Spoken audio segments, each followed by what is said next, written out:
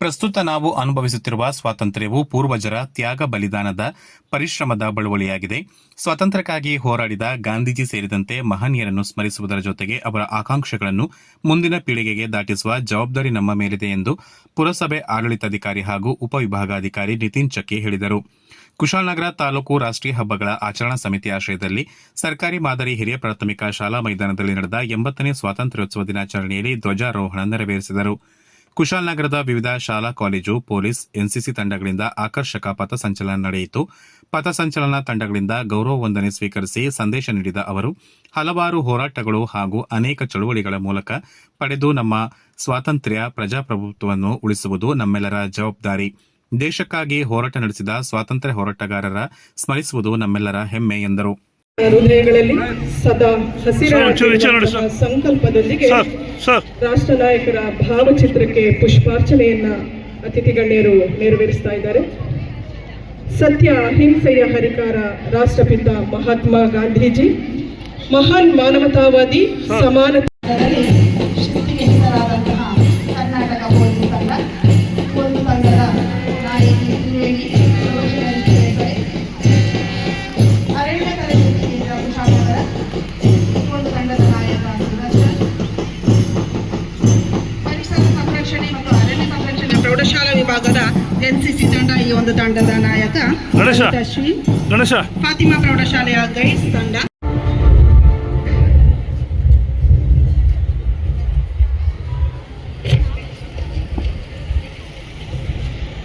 Police officers and men, forest officers and men, and students on parade, sir.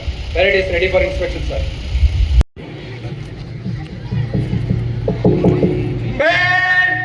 Nation chalo, jai.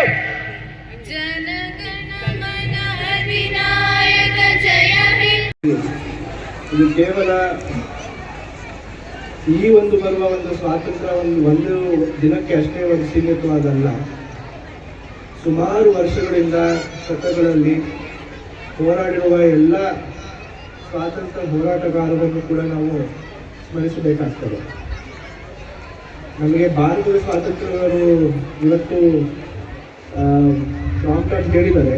ಅದರ ಜೊತೆಗೆ ಕರ್ನಾಟಕದಲ್ಲಿರುವ ಸ್ವಾತಂತ್ರ್ಯ ಹೋರಾಟಗಾರರು ಕೂಡ ನಾವು ಸ್ಮರಿಸ್ಕೋಬಹುದು. ಅದರಲ್ಲಿ ಮುಖ್ಯವಾಗಿ ಕೊಡಗಿನಲ್ಲಿ ಪಂಡ್ಯಣ್ಣ ಬೆಳ್ಯಪ್ಪ, CM ಪೂನಚ್ಚ, ಗುಂಡುಗುಟ್ಟಿ ಮಂಜತಯ್ಯ, ಮಾಲವಣ್ಣ ಚೆಂಗಪ್ಪ, ಚೆಕ್ಕೇರ ಮನ್ನಯ್ಯ, ಕೋಳಿಮನ ಕರುಂಬಯ್ಯ ಹಾಗೂ ಇನ್ನಿತರ ಸುಮಾರು ನಮ್ಮ ಕೊಡಗು ಜಿಲ್ಲೆಯಲ್ಲಿ ಸ್ವಾತಂತ್ರ್ಯ ಹೋರಾಟವನ್ನು ಯಶಸ್ವಿಯಾಗಿ ನಡೆಸಿಕೊಂಡಿರೋದನ್ನು ಅವನ್ನೆಲ್ಲರೂ ಕೂಡ ನಾವು ನೆನೆಸ್ಕೋಬೇಕಾಗ್ತದೆ. ಮುಖ್ಯ ಭಾಷಣಕಾರರಾಗಿ ಆಗಮಿಸಿದ ಹೆಬ್ಬಾಲೆಯ ಸರ್ಕಾರಿ ಪದವಿ ಪೂರ್ವ ಕಾಲೇಜಿನ ಅಧ್ಯಾಪಕ ವೆಂಕಟ ನಾಯ್ಡು ಮಾತನಾಡಿ, ಅನೇಕ ವರ್ಷಗಳ ಹೋರಾಟ, ತ್ಯಾಗ ಮತ್ತು ಬಲಿದಾನದ ಫಲವಾಗಿ ನಮಗೆ ಈ ಅಮೂಲ್ಯ ಸ್ವಾತಂತ್ರ್ಯ ದೊರೆತಿದೆ. ಸ್ವಾತಂತ್ರ್ಯ ಎಂದರೆ ಕೇವಲ ಬಂಧನಗಳಿಂದ ಮುಕ್ತಿ ಅಲ್ಲ, ಸ್ವಾತಂತ್ರ್ಯ ಎಂದರೆ ಜವಾಬ್ದಾರಿಯೊಂದಿಗೆ ಬದುಕುವ ಅವಕಾಶ.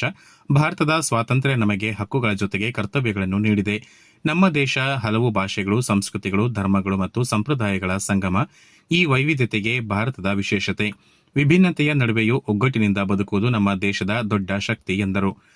ವರ್ಷಗಳ ಇತಿಹಾಸದಲ್ಲಿಯೇ ಅನೇಕ ಜನ ಮಹಾನುಭಾವರು, ಮಹಾನ್ ಪುರುಷರು ತಮ್ಮ ಪ್ರಾಣವನ್ನ ತ್ಯಾಗ ಮಾಡಿ ನಮಗೆ ಸ್ವಾತಂತ್ರ್ಯವನ್ನ ತಂದುಕೊಟ್ಟಿದ್ದಾರೆ. ಅಂತಹದ್ರಲ್ಲಿ 1857ರ ಸಿಪಾಯಿ ದಂಗೆ ಅದು ಮೊದಲ ಭಾರತ ಸ್ವತಂತ್ರ ಸಂಗ್ರಾಮ ಅಂತಲೇ ಕರೆಯುತ್ತೇವೆ. ಅದು ನಡೆದಿದ್ದು ಉತ್ತರ ಪ್ರದೇಶದ ಮೀರತ್ನಲ್ಲಿ ಮೇ 10, 1857ರಲ್ಲಿ ಆ ಸ್ವತಂತ್ರ ಸಂಗ್ರಾಮ ನಡೆದಿದ್ದು.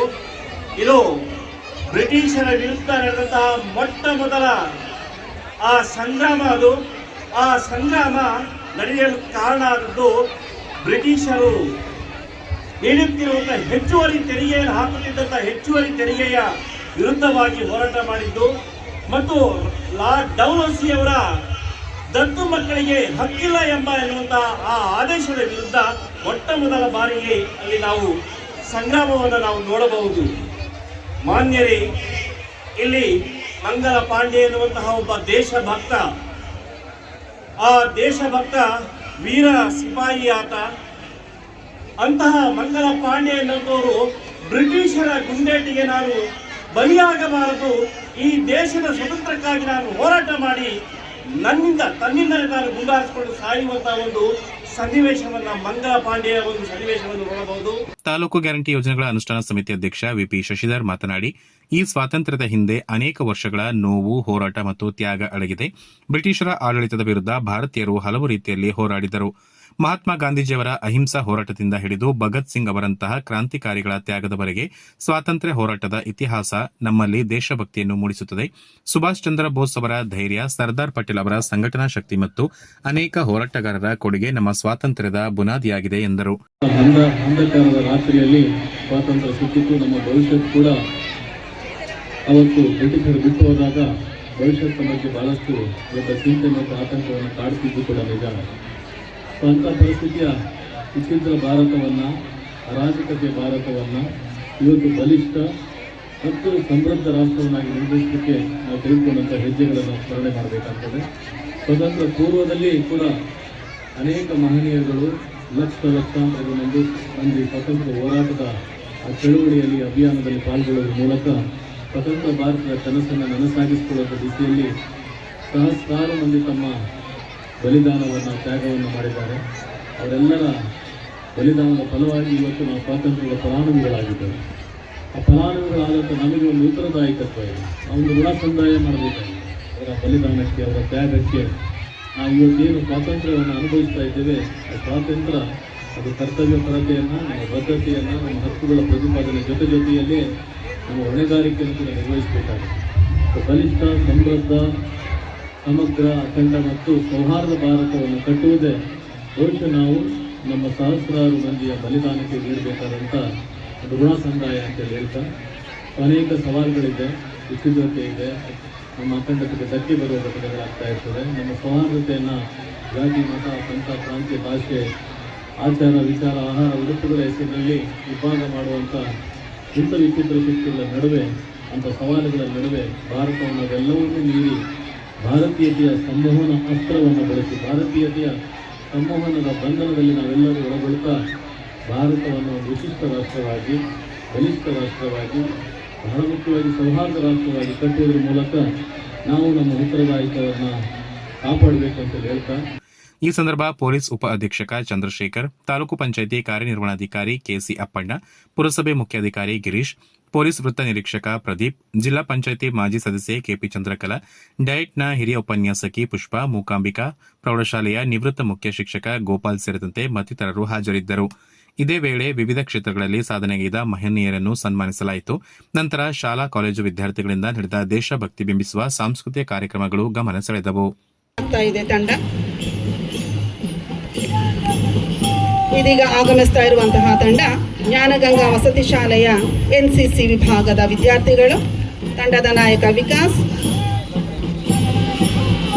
ಸರ್ಕಾರಿ ಪದವಿ ಪೂರ್ವ ಕಾಲೇಜಿನ ಪ್ರೌಢಶಾಲಾ ವಿಭಾಗದ ಎನ್ಸಿಸಿ ತಂಡ ಲಲಿತ್ ಅಶ್ವಿತ್ ಅವನ ನೇತೃತ್ವದಲ್ಲಿ ತಂಡ ಮುಂದೆ ಸಾಗ್ತಾ ಇದೆ. ಮುಂದೆ ಬರ್ತಾ ಇರುವಂತಹ ತಂಡ ಗೈಡ್ಸ್ ಫಾತಿಮಾ ಪ್ರೌಢಶಾಲೆಯ ವಿದ್ಯಾರ್ಥಿಗಳು.